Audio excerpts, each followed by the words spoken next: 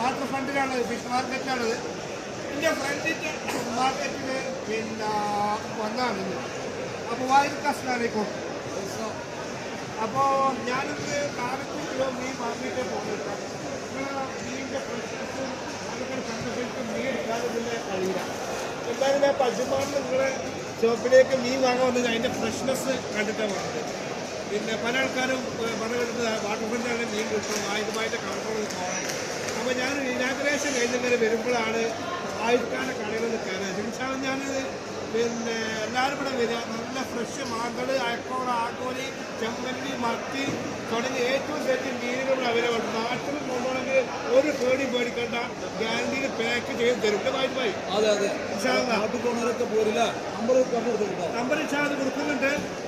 Number അബ്ദുള്ളമാൻ്റെ ഏറ്റവും വലിയ പ്രത്യേകത എന്ന് പറഞ്ഞാൽ നമ്മൾ ചെയ്യാൻ പറ്റാത്ത ഒരുപാട് കാര്യങ്ങൾ, അത് ഫോണ്, ഇൻസ്റ്റാഗ്രാം, ടിക്ടോക്ക്, ഫേസ്ബുക്ക്, എന്തിനു പറഞ്ഞ് ഇൻസ്റ്റാഗ്രാമിൽ പോയിട്ട് തന്നെ നമ്പർ വരെ എടുത്ത് വിളിച്ച ഒരാളാണ്.